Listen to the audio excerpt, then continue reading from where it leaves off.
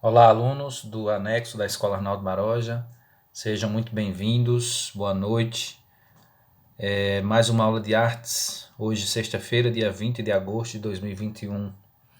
Estamos iniciando aí o terceiro bimestre já do ano letivo e hoje ficamos sabendo que estamos cada vez mais próximos, né, de voltarmos às aulas presenciais, né, de forma híbrida.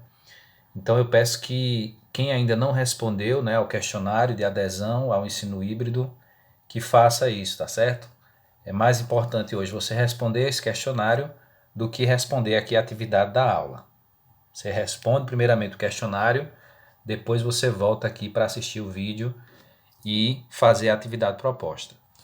Então, pessoal, hoje na aula de artes nós vamos falar sobre um dos quadros mais famosos, né, do mundo. Eu tenho certeza que você já viu essa imagem, né, já ouviu falar sobre isso aqui. Então é sobre esse quadro famoso chamado O Grito que nós vamos falar na aula de artes, falando um pouco também sobre expressionismo, certo? Então, a primeira coisa que eu gostaria de perguntar e de refletir com vocês é se seria possível a arte representar também coisas terríveis, tragédias, coisas que desagradam os nossos olhos, né? Então você já observa aqui na pintura do Edward Munch que ele está retratando algo sombrio, né? Algo que causa espanto ao personagem aí retratado no quadro.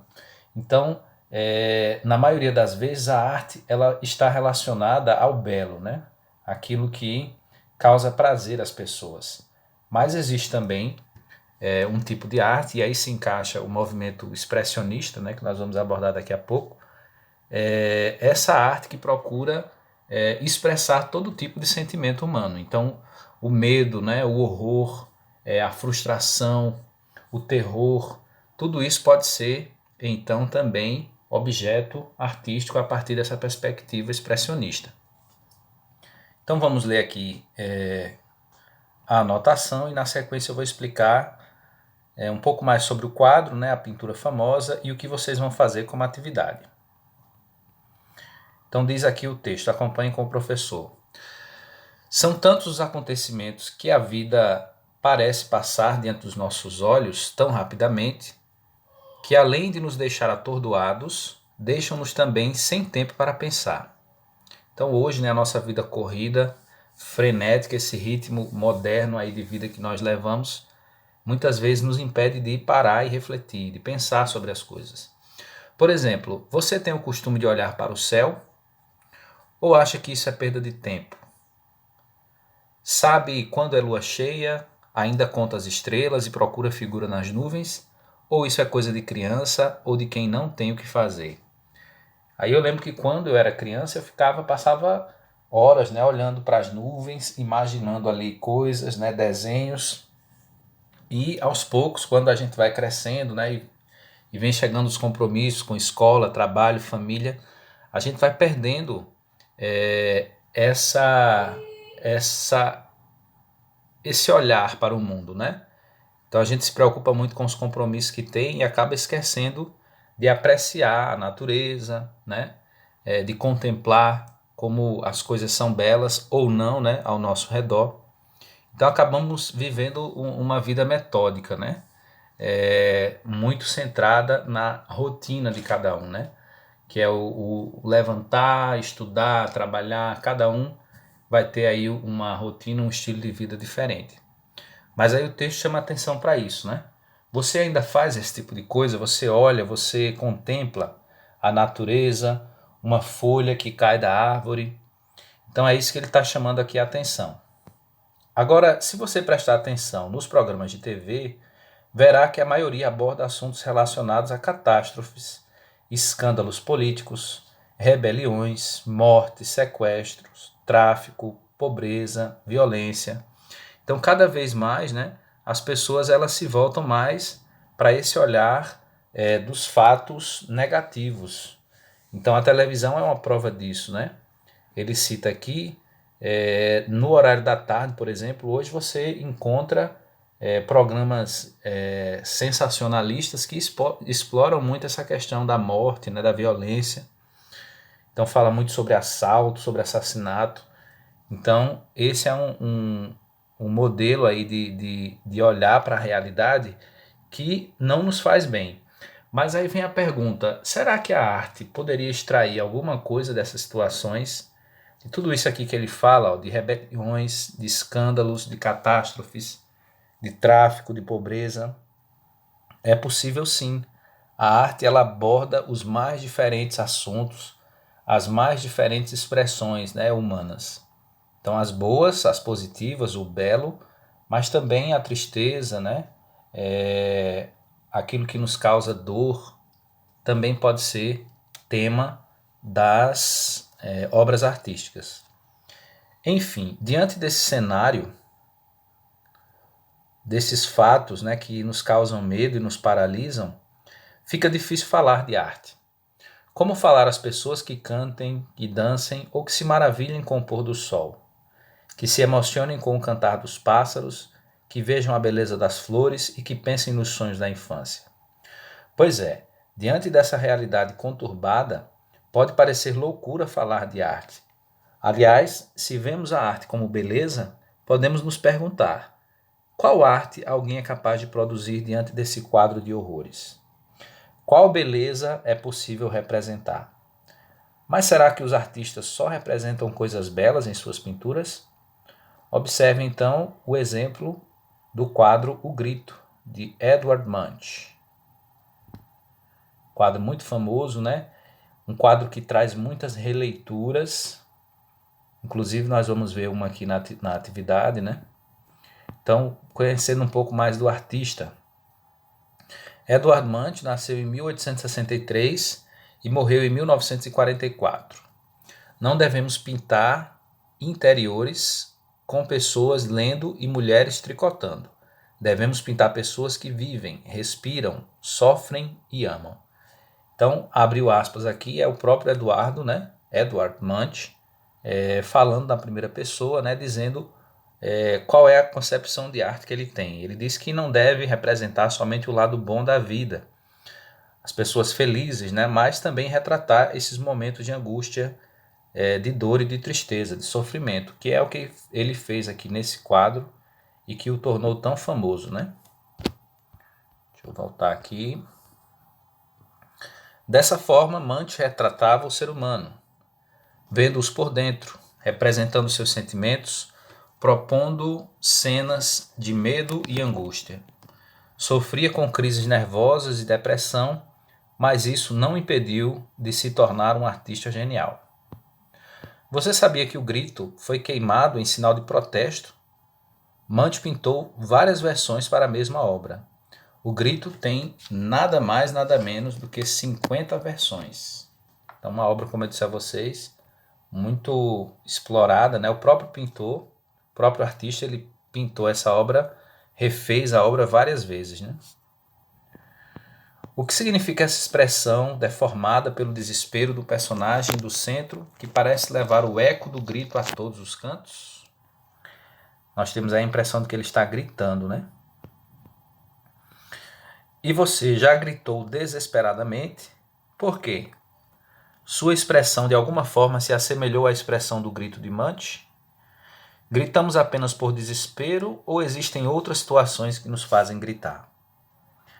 Nessa obra de Munch, podemos quase tocar o medo com as nossas mãos ou senti-lo na própria pele. Nesse quadro, vemos uma das maiores representações do medo humano.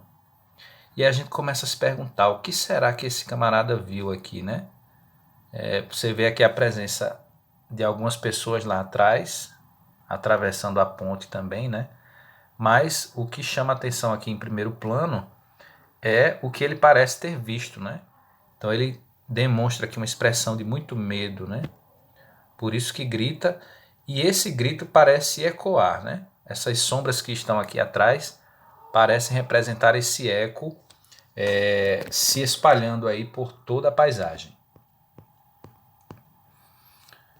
Por isso que ele diz aqui, nessa obra de Munch podemos quase tocar o medo com as nossas mãos ou senti-los na própria pele. Nesse quadro vemos uma das maiores representações do medo humano. Por isso, essa imagem já foi utilizada em campanhas anti-aborto, em camisetas, anúncios e pôsteres, sempre com o intuito de despertar uma reflexão sobre o verdadeiro valor da vida. Realmente, essa obra mexe com os nossos sentimentos. Mas por quê? Primeiro, somos levados pelo movimento das linhas, das cores vibrantes e da deformação no rosto da figura. Na verdade, o pintor passou para a tela uma sensação, uma paisagem interior, expressa desta forma por Edvard Munch. Léguas de fogo e sangue se estendiam pelo fiord negro azulado.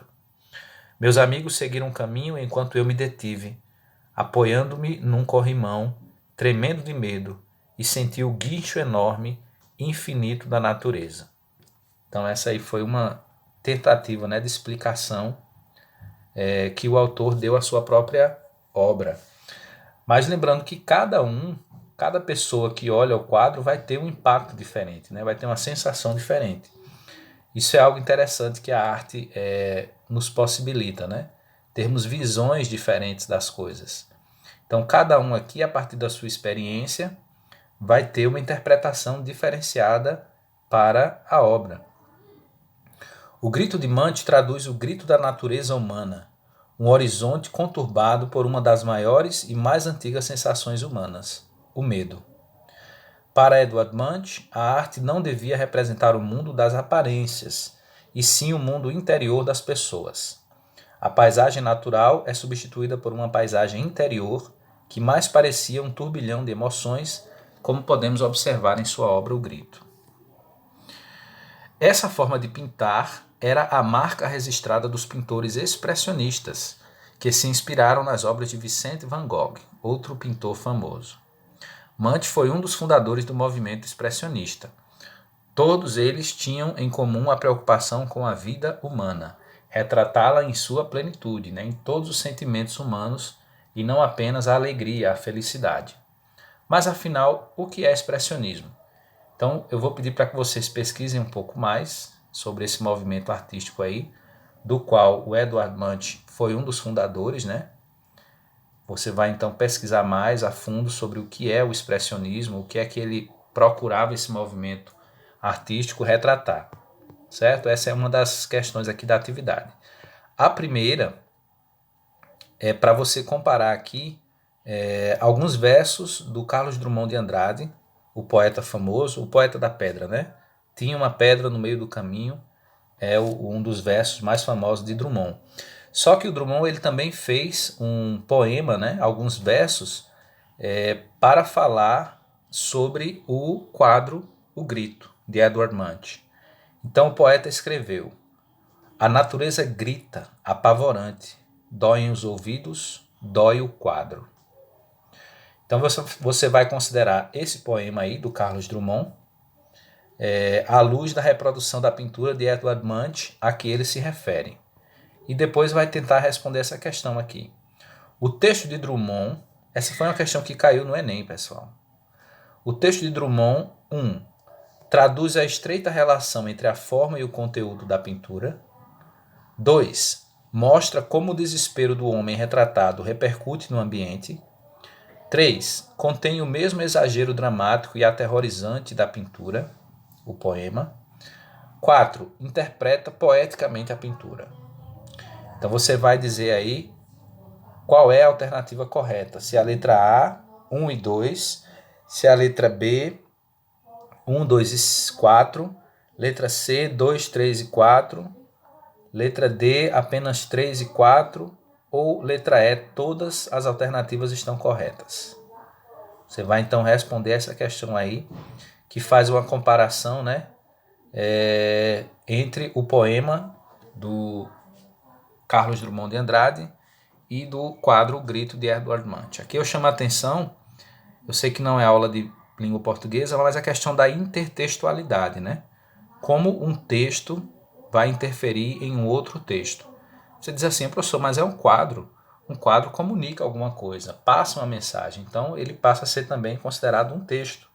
Então você tem aqui um texto que inspirou um outro texto, O artista pintor inspirando aqui o poeta Carlos Drummond.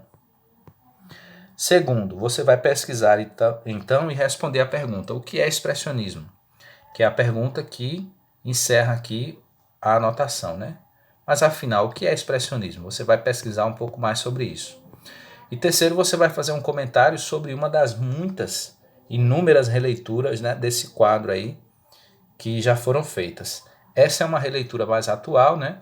Então você vai fazer uma releitura um comentário da releitura do quadro de Mante, que foi feito agora mais atualmente em tempos de pandemia. O que é que você achou, então, dessa releitura? É um comentário pessoal, certo? Querendo saber aí a sua opinião a respeito dessa imagem. É isso, pessoal. Então, eu fico aqui no aguardo das respostas, da pesquisa que vocês vão fazer, né, o que é expressionismo. E se tiverem alguma dúvida, vocês podem perguntar, que eu vou estar aqui online disponível, tá certo? Qualquer dúvida é só perguntar. Desejo a todos aí um bom trabalho e um bom final de semana. Tchau, tchau.